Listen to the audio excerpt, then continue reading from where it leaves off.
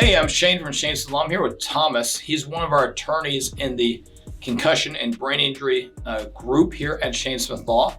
And today we're here on Mind Matters. We're going to be talking about brain injuries and telemedicine and sort of how those two things are intersecting to sort of change some of the standards of care and some of the future of care in this area, right? Yeah, absolutely. And it's very, I guess I want to say new. I think new is sort of the right thing because, I mean, to be quite honest, before COVID, I can't think of when I had a telemedicine appointment that didn't seem silly and I don't want to say useless, but I mean, it seemed like we were just pretending that the doctor and me were talking, if that makes sense. Yeah, I think telemedicine really saves people a lot of time. It saves doctors a lot of time. It really makes everything more efficient. Because how many times when you go into the doctor's office do you actually make physical contact with the doctor in the first place? It's not very often unless you're going to a chiropractor. Yeah, and a lot of times, even when you do see the doctor, you've seen somebody at the front end taking all your stuff, then you see a nurse who seems like copies exactly what you put on your intake form, and then the doctor comes in, you may see the doctor, 3 minutes tops, 5? Yeah. Whereas some of the telemedicine appointments now, I think you actually get more FaceTime with the doctor than you did before. Yeah, more FaceTime with the doctor. You're not traveling. You're not, waiting in the doctor's office for an hour to be seen. It's breaking down geographical barriers too. So let's talk about that. So what do you mean by the geographic barriers? Because I think that is actually that's where telemedicine shines, honestly. Yeah. Is when people are in weird geographic spots, maybe they're in rural areas, maybe they're just far away from a specialist. Because I know years ago, not on a brain injury case, but we needed to go see a specialist for one of my kids. And it was a pediatric ophthalmologist. And I lived in Tennessee, and they said there wasn't one for like 200 miles. Yeah, there's some pretty stunning numbers about that when you actually look at it in terms of specialists and neurologists in particular. 86.3% of United States counties, of all the counties in the United States, they don't have a neurologist. Give me that number again. What was it? 86.3%. So really, basically what you're saying is you have less than a 15% chance of having a neurologist who practices in your county. Yeah, it's probably isolated to some of the bigger cities, but if you're living in rural areas, if you're living in suburban areas, you're looking at not having a neurologist in your area. Or if you do have one, if you think about all the backload that you have there before you can actually be seen, and that's something that we see a lot. Yeah. Client goes into their health insurance doctor and they're referred to a neurologist for traumatic brain injury, and the neurologist says, all right, it's June, I can see you in December, or I can see you in October. And we've seen that, and that's a 4 or 5 month window of whatever happens. Yeah. And during that window, a lot of times the primary care doc doesn't see you anymore because they're like, I referred you out. I can't do anything. I referred you out. So you got no care there. Yeah. And I've seen clients sort of left like, what am I supposed to do? Yeah, it's breaking down barriers, telemedicine is, because it's helping those people get access to care that they otherwise would not have been able to get sooner than they ever would have been able to get. And I would even argue at a higher quality than they're able to get, because you're not restricted to the neurologist who has a contract with the local hospital an hour away. You can see somebody in Las Vegas, you can see somebody from Louisiana, you can see somebody from North Dakota if there's a specialist up there. The best in the world. So that's what it gives you, is the ability to, I guess it is, doctor shop, to look for the specialist who you think can do the best job, but also who can provide the best care for you specifically, right? Yeah, I think it's, you can almost say it's just doctor choosing, and that's something that we don't get the opportunity to do a lot of times when we're looking at our healthcare.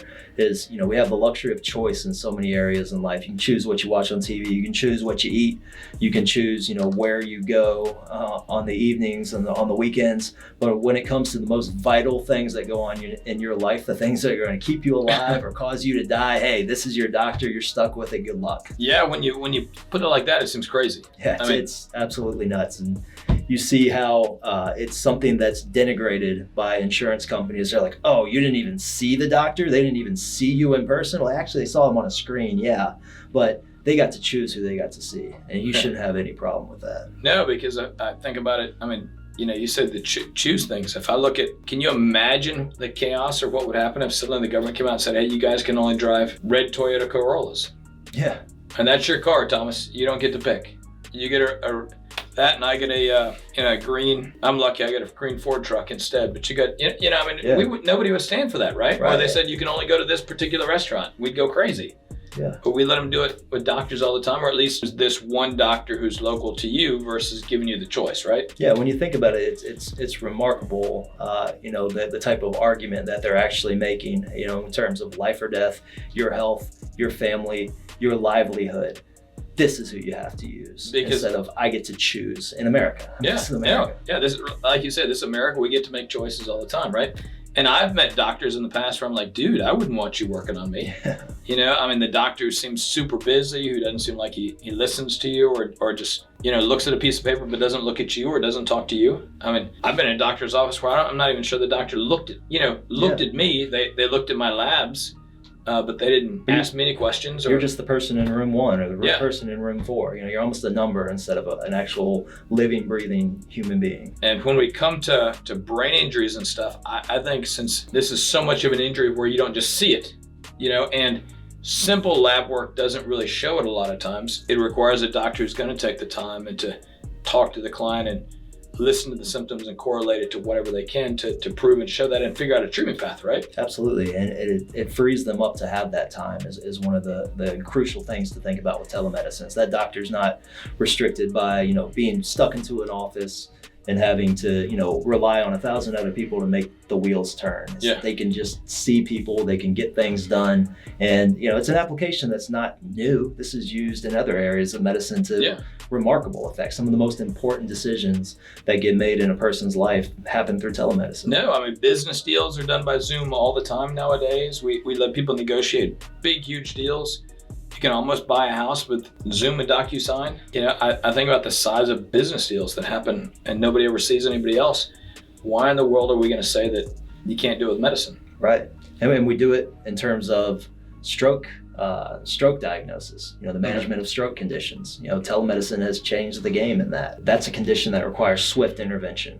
And, with 86.3 places not having a neurologist or a specialist in that area, what are these places supposed to do when someone has a stroke? They've come up with a solution to that. I've got a good friend of mine. He's a telemedicine emergency room doctor, which I heard him say all that. And I honestly pictured him sort of sitting in a room and looking at cameras and doing all that, but that's not what it is. He's a specialist of some type, but he services rural areas, these places that can't afford to have his type of doctor on staff in the middle of the night. Yeah. And he one time told me he was covering, I think, 6 counties. He was the doctor on call for this issue or his specialty. So, the nurse comes in, calls him, and he covers it, makes all these decisions all through telemedicine. Yeah.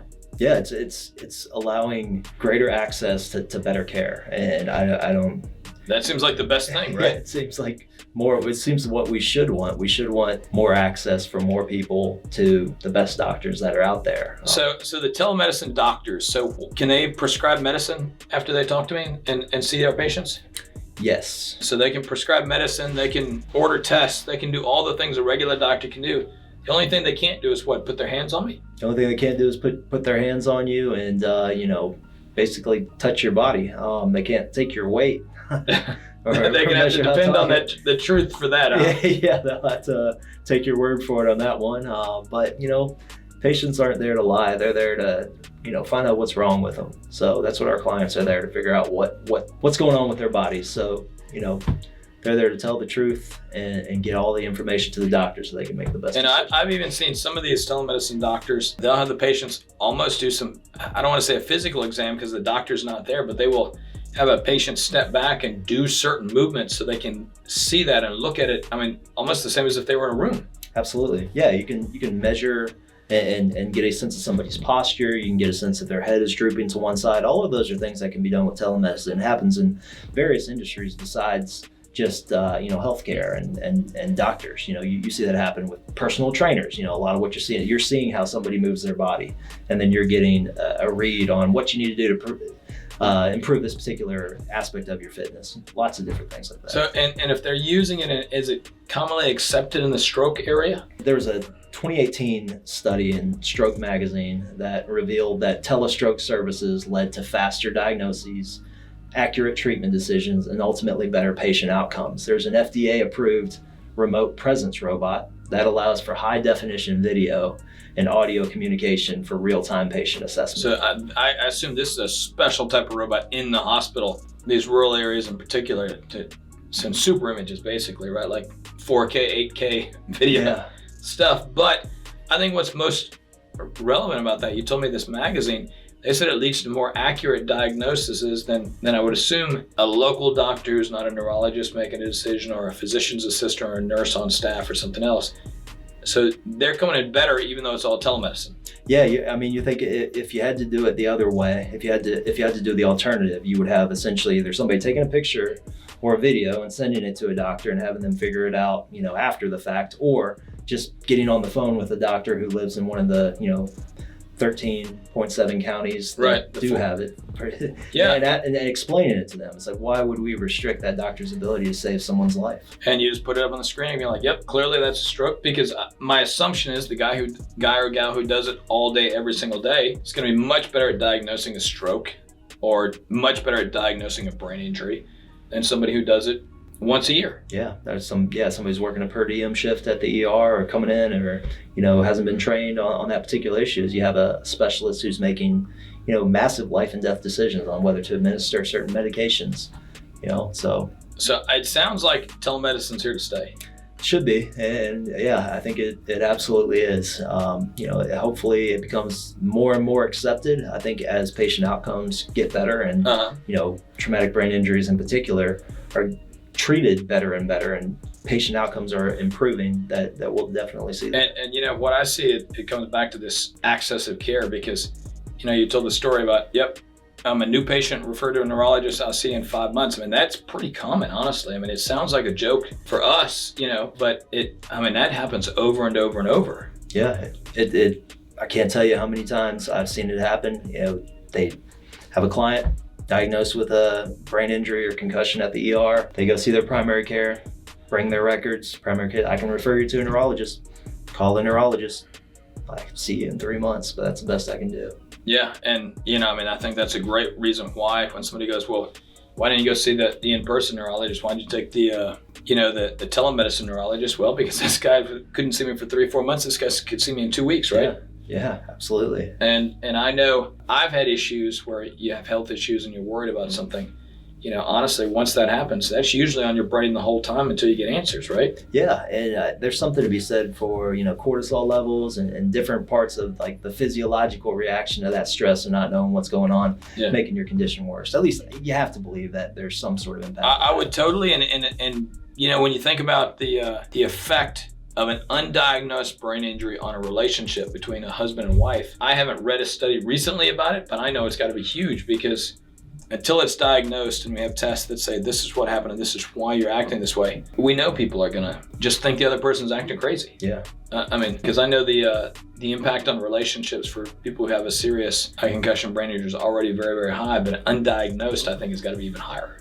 Absolutely, because you've got conflict or strife in a relationship, and that alone is bad, but then not knowing what's the cause of it, or thinking it could be something that happened to me in this accident, and just not being able to find out, not being able to get support or understanding for that, I can only imagine it makes things so much worse. As we talk about it, I think the impact on strokes is huge. It's simple, it's easy. And it's easy for everybody to say, okay, well, speed is really the issue there in the stroke. How does it affect like brain injury stuff? Yeah, just like a stroke, or much like a stroke, TBIs and concussions, they often require immediate attention, and swift diagnosis that can significantly impact, your future prognosis. Telemedicine can make sure that you get that immediate consultation with a neurologist, which gives you access to early intervention.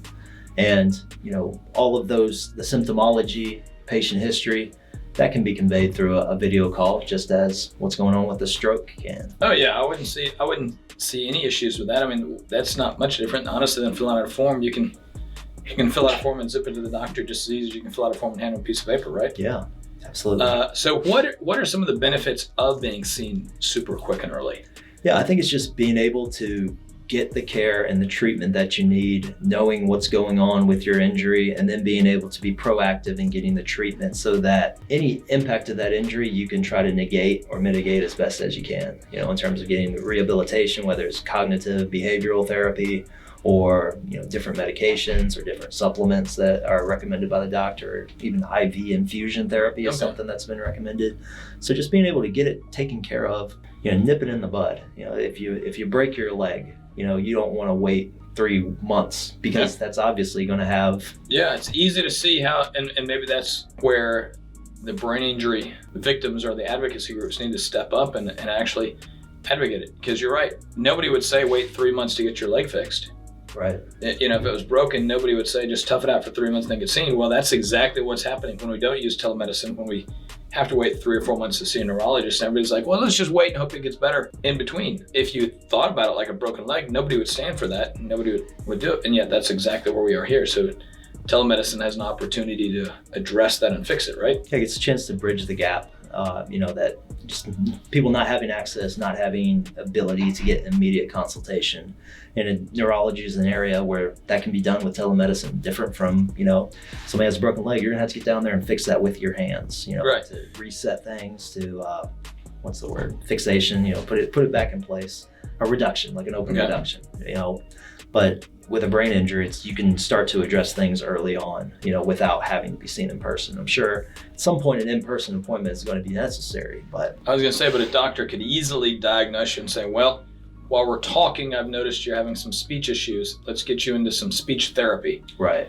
They could, while they're talking to them, say they notice dizziness, or they could say, step back from the camera and walk back to the wall, touch it and come back to see dizziness and things like that. And then they can diagnose or refer you out to get therapy for those areas, even though they haven't physically seen you in person, but they have seen you on screen, and they can get you a lot of the necessary care. Or even, my assumption is if it was really badly, that neurologist could call a local hospital and say, hey, you need to see this person right away. They need to, or tell you to go to the ER, right? Yeah, get a referral to the ER and, maybe canceling out whatever I said about needing to be seen by a neurologist at any point. But yeah, just getting to an ER or getting a referral that's immediate, saying, hey, look, this person needs immediate care. We've seen that happen. We've seen it happen through telemedicine. Okay. Someone be referred to go to the ER, seek immediate attention for issues that they're having. And then the ER, I don't want to say saves their life, but all right, I will say saves their life. Yeah, better outcome. I've seen it on at least 2 cases but for going to the emergency room, things could have taken a very serious dark turn. Yeah, absolutely. You can have all sorts of negative outcomes be averted, and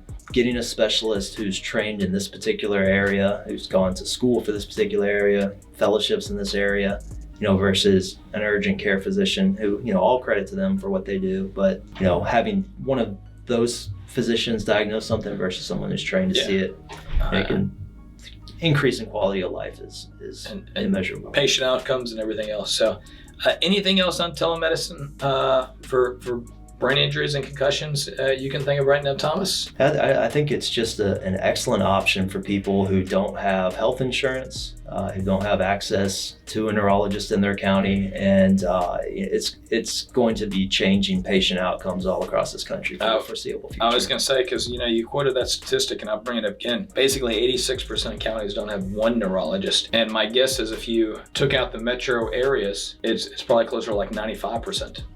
So the statistic is actually, I feel like, a little bit wrong, because if you look at the metro areas, they're likely to have one. Anywhere outside of that, it's even worse. Yeah, probably a wasteland. It sounds like telemedicine or driving 2 or 3 hours is probably the only option for a lot of our clients. Yeah, it's not ideal in terms of not having a neurologist nearby, but what telemedicine does is it gives people options, and it lets them choose. And all of those, we always want options, and we always want to be able to choose. All right. And that's great. Well, Thomas, thanks for being on Mind Matters. And once again, Thomas is one of the concussion and brain injury attorneys here at Shane Smith Law.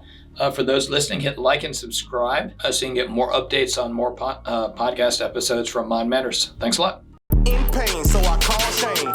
980-999-9999. In pain, call Shane.